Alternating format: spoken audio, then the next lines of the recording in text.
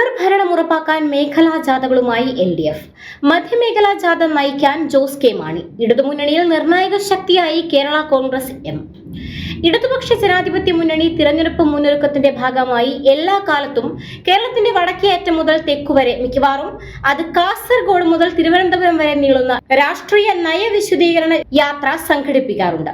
ഭരണത്തിലാണെങ്കിൽ തുടർച്ചയ്ക്ക് വേണ്ടിയും പ്രതിപക്ഷത്താണെങ്കിൽ ഭരണത്തിൽ ഏറുവാനും ഈ യാത്രകൾ വലിയ പങ്ക് വഹിക്കാറുമുണ്ട്. സാധാരണഗതിയിൽ കമ്മ്യൂണിസ്റ്റ് മാർക്സിസ്റ്റ് പാർട്ടി സെക്രട്ടറിയോ മുന്നണിക്ക് നേതൃത്വം കൊടുക്കുന്ന പ്രതിപക്ഷ നേതാവ് അല്ലെങ്കിൽ മുഖ്യമന്ത്രിയോ ഒക്കെയാണ് ജാഥകൾ നയിക്കുക.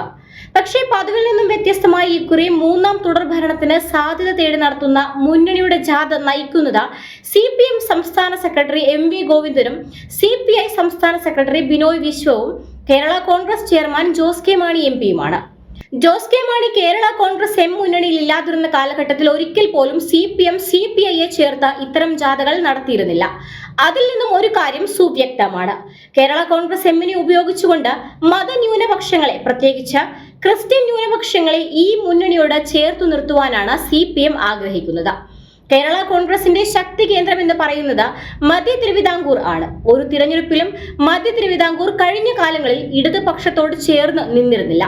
കേരള കോൺഗ്രസ് എമ്മിന്റെ കടന്നുവരവിന് മുൻപ് മൂന്നാം തുടർഭരണത്തിന് സാധ്യത തേടുമ്പോൾ കഴിഞ്ഞ 5 വർഷം മുമ്പിലത്തെ രാഷ്ട്രീയ സാഹചര്യമല്ല നിലവിലുള്ളതെന്ന് കൃത്യമായി അപഗ്രഥിക്കുവാൻ CPMന് കഴിഞ്ഞിട്ടുമുണ്ട്. അന്നുണ്ടായിരുന്ന പല അനുകൂല ഘടകങ്ങളും ഇന്ന് സർക്കാരിനില്ല. അത് യാഥാർത്ഥ്യബോധത്തോടെ ഉൾക്കൊണ്ടുകൊണ്ടാണ് ക്രിസ്ത്യൻ ന്യൂനപക്ഷത്തെ മുന്നണിയിലേക്ക് അടുപ്പിക്കുവാൻ ഒരു പാലമായി ജോസ് കെ മാണിയെ CPM ഉപയോഗപ്പെടുത്തുന്നത്.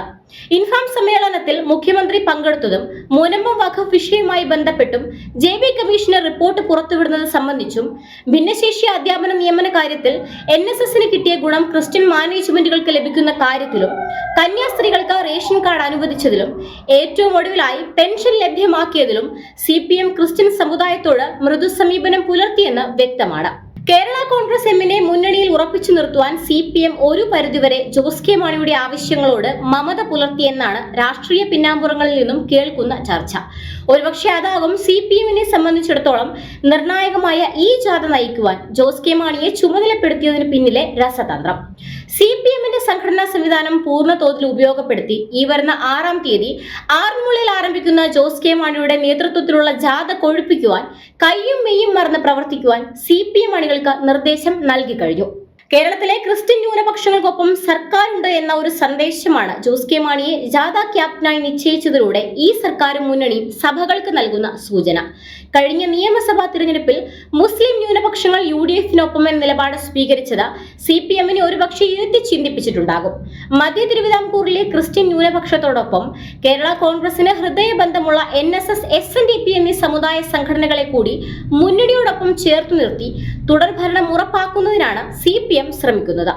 മുന്നണിയിലെ മൂന്നാമത്തെ കക്ഷിയാണെങ്കിലും CPIക്ക് കൊടുക്കുന്നതിനേക്കാൾ കൂടുതൽ പരിരക്ഷയും രാഷ്ട്രീയ സംരക്ഷണവും കേരള കോൺഗ്രസ് എമ്മിന് നൽകുന്നത് എങ്ങനെയും മൂന്നാം തുടർഭരണം ഉറപ്പാക്കുക എന്ന ലക്ഷ്യം മുൻനിർത്തിയാണെന്ന് വ്യക്തം. ഇടതുമുന്നണിയിലെ പ്രധാനപ്പെട്ട ഘടകകക്ഷിയായ CPMഉം CPIയും കേരള കോൺഗ്രസും ഒറ്റക്കെട്ടായി മുന്നോട്ട് നീങ്ങിയാൽ വീണ്ടും ഒരു തുടർഭരണം ഉറപ്പാക്കാൻ LDFന് സാധിക്കുമെന്ന കാര്യത്തിൽ തർക്കമില്ല.